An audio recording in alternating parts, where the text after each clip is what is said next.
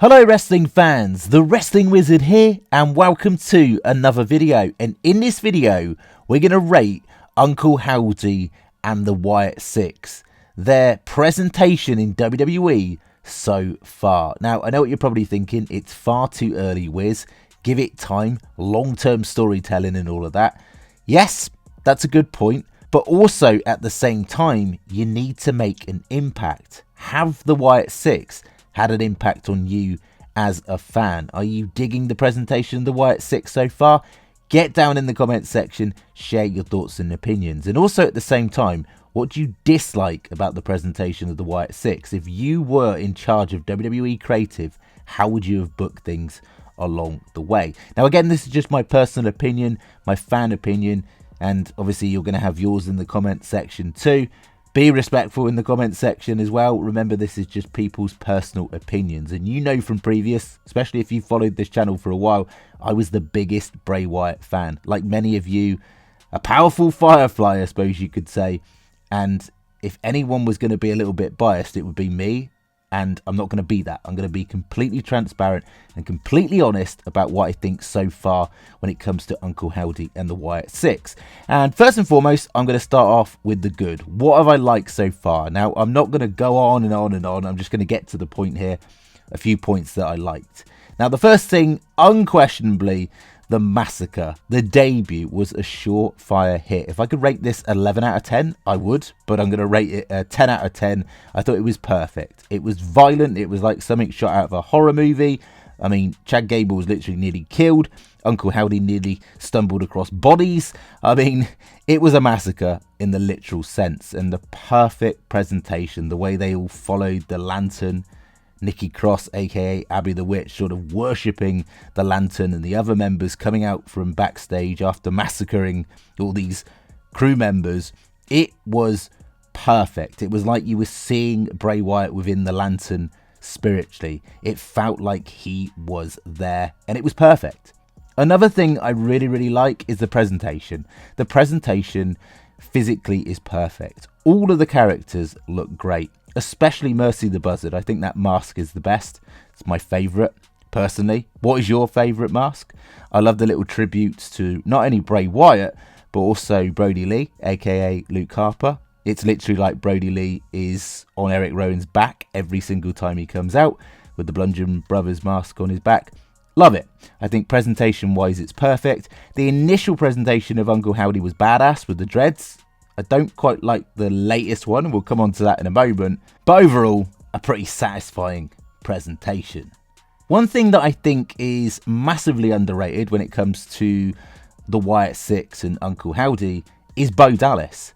Particularly his promo skills. Those flashback VHS promos, flashing back and forth between him portraying himself, I suppose, and Uncle Howdy, was perfect. It showcased the range of talent that Bo Dallas has, and I think it is just the start. And at the same time, it also showcased Eric Rowan's skills as well.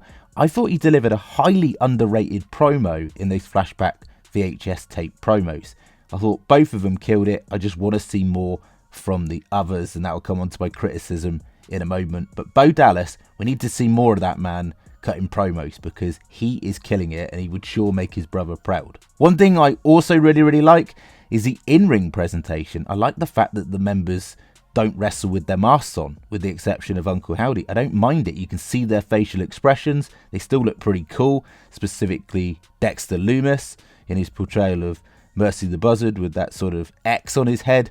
I love the chemistry that I never knew existed between Gacy, Rowan and Lumis. Works really well. Throw in Nikki Cross as well. I think she plays Abby the Witch to perfection. I have not got any criticism when it comes to the members of the Wyatt Sicks in ring, with the exception of Uncle Howdy, and we'll come on to him in a moment. But I like the fact that they're physical, they're menacing, they're a threat, but at the same time there's more of a human element to them. It feels more psychological. When you look at their incentives for joining the Wyatt Sicks, makes a lot of sense. They're a bunch of misfits that were poorly mistreated creatively from WWE, I suppose you could argue, and now they've come together as one, as a family.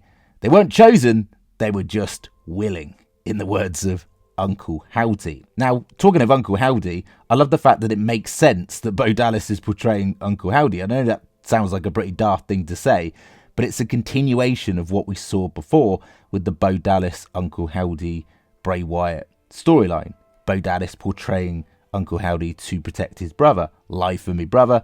Use me for cover. And all of that. We've said that a billion times on this channel. I like the fact they're continuing that. And I love the fact that we've got this whole My Life for You. Bo Dallas honouring the legacy of his brother Bray by continuing his portrayal of Uncle Howdy, the coil, the spring, the ghost in the machine.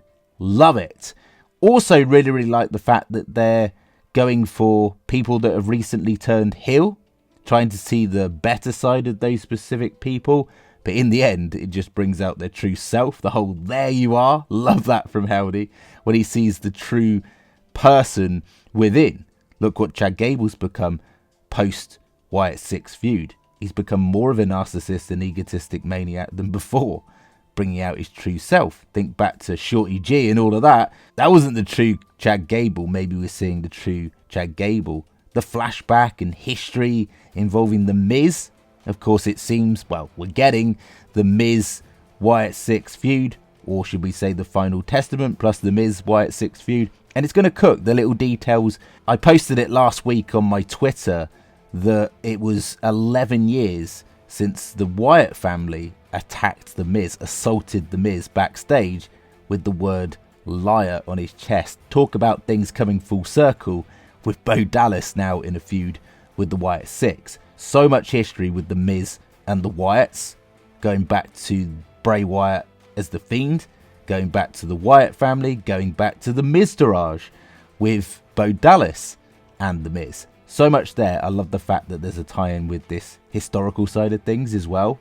So that's what I like. There is a lot I like, and there's probably a little bit more there to add as well. And I'm going to go on to a few things that I dislike. Now, the first thing is the presentation of Uncle Howdy. Now, I personally feel that Bo Dallas as regular Bo is more terrifying than when he plays Uncle Howdy. Psychologically, he is deranged. This is a psychological angle, right? My Life for You, he's going to do horrible things because he's following the words of the Red. I love that, but in ring, Uncle Howdy in an in-ring debut should not be going 10 plus minutes with Chad Gable. Chad Gable is a class wrestler, one of the best wrestlers in WWE, but Uncle Howdy on his debut should have been booked more menacing in ring. We need to see a vicious side of Uncle Howdy. Now, if this isn't the end goal and Bo Dallas has another character in the future, and that's going to be his true monster, Bo Dallas's Fiend if you like, then I'll cut him a bit of slack, but you need to fear Uncle Howdy. And he sort of runs around with a smile on his face and laughing a lot, which I like because it's psychologically deranged in a way. But you want to fear this guy. You feared the Fiend, didn't you? Like, you would go nowhere near that man. He wasn't a man, he was a monster. And I feel that Uncle Howdy could be a little bit more vicious. He's a leader. He runs the Wyatt Sicks. We need to fear this guy. And I don't feel that he's menacing enough at the moment. I do not like that wig on him. I hate the fact you can see his black hair underneath. I just really don't like that. They need to sort that out. And I think there could be some tweaks to the mask as well. I just think there's a more menacing version of Uncle Howdy out there. And we haven't seen it yet. And talking of Bo Dallas and Uncle Howdy, we need to see more of Bo Dallas. We need to see some in-ring promos. We need to see this psychological edge because Bo Dallas can carry it off 100%. We're just not seeing enough of Bo Dallas's promo skills, and we need to see more. And I get it. WWE are probably terrified of overexposing the Wyatt Sicks through fear of fans getting bored of rinse and repeat. Remember when they overexposed the Fiend? We were seeing that character too much, too often. Therefore, it didn't feel like it was a surprise or a special attraction when it happened. And I get that, but we need to see more of the other characters. We need explanations. We need to hear their personal journeys. And at the moment, they're just mutes. We've barely really seen anything on a emotional level with the other members of the Wyatt Sicks. Also, I don't like this overall limited exposure. I think it actually weakens the Wyatt Sicks. They don't need to come out every week and attack people, but we could one week get a full character explanation from Dexter Lumis, or a character arc with Huskus the Pig Boy. Why is Joe Gacy portraying Huskus the Pig Boy? Like, it'd be nice to know a little bit more, some finer details with that. And I get it. It could just be that they're waiting for Alexa Bliss, and then something big is going to happen post Alexa Bliss return. But at the moment, they are very, very clearly getting booked as a safe mid-card faction. Think about it logically, right? The Wyatt Sicks debuted in June, and we haven't seen them on one single PLE. Surely they could have made that work.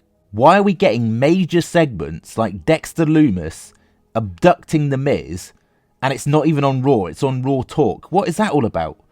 We need to see these major characters on the show. We don't need to see all of them on the show in 1 week. It would just be nice to see some more progression with the other members of the group. Also, if I had my first round pick in terms of feuds, I would have gone straight away with the Wyatt Sicks and Judgment Day in a massive mega feud. There could have been so many angles to explore, especially with Finn Balor. There's a reason, there's logic for the Wyatt Sicks to go after specifically a Finn Balor or a Dominic Mysterio, when you look at the logic in the Wyatt Sicks Memo 101, I suppose, in going after people that have portrayed family members.